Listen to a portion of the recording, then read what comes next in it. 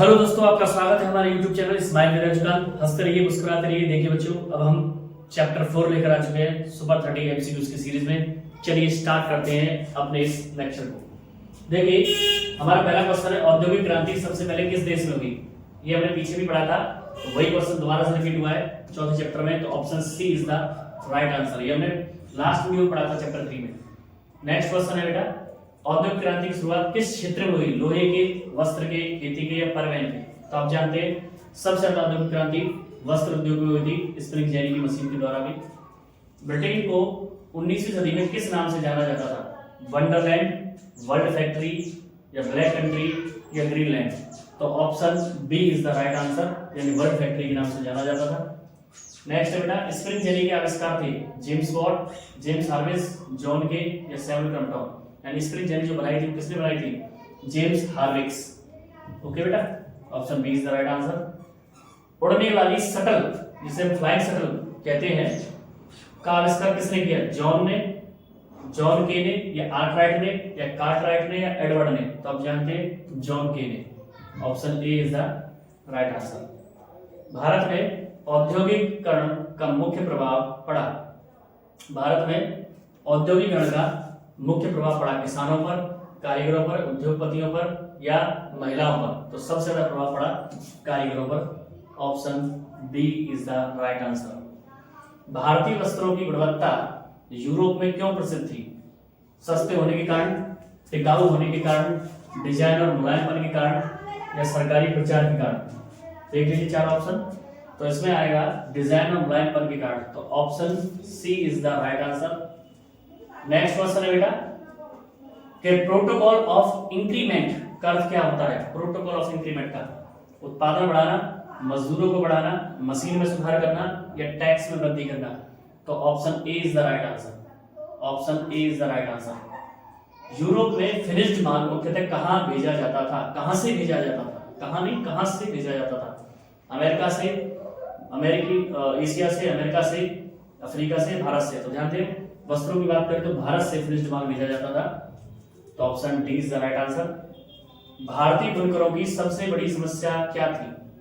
भारतीय बुनकरों की सबसे बड़ी समस्या क्या थी? कच्चे माल की कमी, मजदूरों की कमी, विदेशी कपड़ों का अत्यधिक आयात या बढ़ते दाम? तो सबसे बड़ी समस्या थी विदेशी कपड़ों का अत्यधिक आयात भारतीय बुनकरों की। तो option C is the right answer. भारतीय बुनकरों के धागे का प्रमुख स्रोत था कपास, रेशम, ऊन, जूट? तो option A is the right answer. कपास सबसे बड़ा स्रोत था। नेक्स्ट लेकर चलते हैं, औद्योगिक क्रांति का सबसे बड़ा प्रभाव किस पर पड़ा?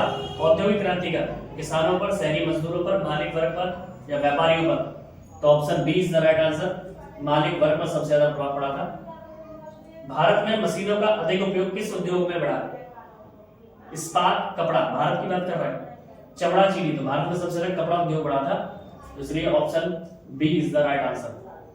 पहली कपड़ा मिल भारत में कहां स्थापित हुई? मुंबई, अहमदाबाद, कोलकाता या चेन्नई? तो पहली कपड़ा मिल, सूती कपड़ा मिल मुंबई में लगाई गई थी। तो option A is the right answer. Bharat में पहली जूट मिल कहां स्थापित हुई? मुंबई, कोलकाता, पटना, नागपुर? तो आप जानते हैं सबसे पहले कोलकाता। जूट मिल कोलकाता में थी, कोलकाता जैसे बोलते हैं। डिवायर एंड कंपनी किससे संबंधित है? कपड़ा उद्योग से, जूट उद्योग से, इस्पात उद्योग से या कोयला उद्योग से? बताइए। तो option B is the right answer, jute उद्योग से। 19वीं सदी में भारत में मजदूर कहां से आते थे? गांव से, शहरों से, विदेश से या यूरोप से? भारत की बात कर रहे हैं तो सारे मजदूर कहां से आते थे? गांव से। Option A is the right answer. भारतीय मजदूरों को फैक्ट्रियों में क्या मिलता था? अच्छा वेतन, रोजगार की स्थिरता, असुरक्षित और कठिन काम या सरकारी सुविधा? तो आप जानते हैं उनको असुरक्षित काम मिलता था। Option C is the right answer. C is the right answer. मशीनों के आने से बुनकरों की स्थिति सुधरी, बिगड़ गई, समान रही है, बहुत बेहतर हो गई? तो उनकी स्थिति और बिगड़ गई, क्योंकि मशीनों से बनने वाली चीजें जल्दी मात्रा में, अधिक मात्रा में बाजार में आ जाती थी, पूरा बाजार पट गया इनसे। मशीनों के आने से किस वर्ग में बेरोजगारी बढ़ी? पूंजीपति, किसान, कारीगर या व्यापारी? तो सबसे ज्यादा कारीगरों में बढ़ी, तो किसानों में नहीं, क्योंकि उनका तो कच्चा माल जा रहा था। ब्रिटिश सरकार भारत से क्या निर्यात करती थी? कच्चा माल, तैयार माल, मशीनरी या वाहन? भारत से क्या जाता था? कच्चा माल जाता था, या तैयार माल जाता था, या मशीनरी जाती थी, या वाहन जाता था। तो भारत से जानते कच्चा माल जाता था जो वहां की कंपनियां मशीनों से बनाकर बेचती थी। 22वां है कि ब्रिटिश सरकार भारत में क्या बेचती थी? कच्चा कपास, कृषि के उपकरण, तैयार कपड़ा या खाद्य सामग्री। तो तैयार कपड़ा बेचती थी ब्रिटिश सरकार भारत में। अब जानते हैं वहां से बनकर आता था। 20वीं सदी की शुरुआत में महाराष्ट्र और गुजरात में सबसे बड़ा क्या उभरा? रेलवे, कपड़ा उद्योग, बंदरगाह या खनन उद्योग। तो अब जानते हैं महाराष्ट्र और गुजरात में सबसे ज्यादा कपड़ा उद्योग उभरा था। तो option D is the right answer. Bharat में औद्योगिकरण का एक प्रमुख कारण था किसानों की मांग, अंग्रेजों की व्यापारिक नीति, मजदूरों की संख्या या पूंजी की कमी। तो भारत में औद्योगिकरण का सबसे बड़ा मुख्य कारण था कि अंग्रेजों की व्यापारिक नीति। वो व्यापार के लिए आए थे, जिसे हम ईस्ट इंडिया कंपनी के नाम से भी जानते हैं। जूट उद्योग का मुख्य उपयोग था कपड़ा बनाने में, क्राफ्ट बनाने में, बोरियां और रस्सियां बनाने में। तो आप जानते हैं जूट का तो बोरियां और रस्सियां बनाने में। तो option C is the right answer. पुराने पद्धति के कारीगर किसे कहते हैं? किसान, बुनकर या प्राचीन तरीकों से उत्पादन करने वाले कारीगर या मशीन चलाने वाले मजदूर। तो पुरानी पद्धति का मतलब तो यही हुआ, option C is the right answer, जो पुराने तरीकों से चीजों को बनाते हैं। भारत में रेलवे का विस्तार क्यों बढ़ा? व्यापार बढ़ाने के लिए, किसानों की सुविधा या सेना को लाभ? सभी के लिए, सेना को भी लाभ मिले, किसानों की भी सुविधा हो, व्यापार भी बढ़े। तो option D is the right answer.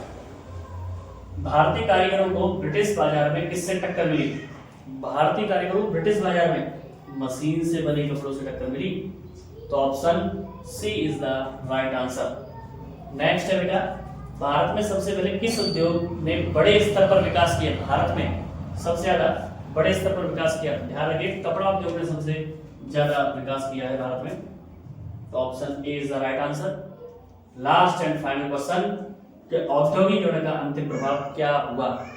कारीगरों का विकास हो गया, मजदूरों की स्थिति में सुधार हुआ, या शहरों का विकास हुआ, या ग्रामीण अर्थव्यवस्था का विस्तार हुआ? तो हम जानते हैं औद्योगिकरण ने शहरों का विकास कर दिया, यानी नगरीकरण को बढ़ावा दिया।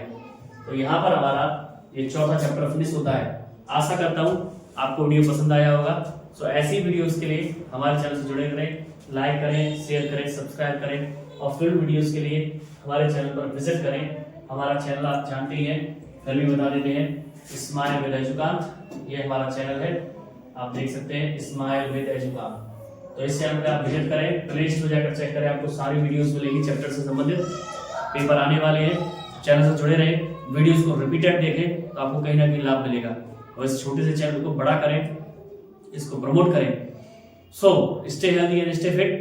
जय श्री श्याम।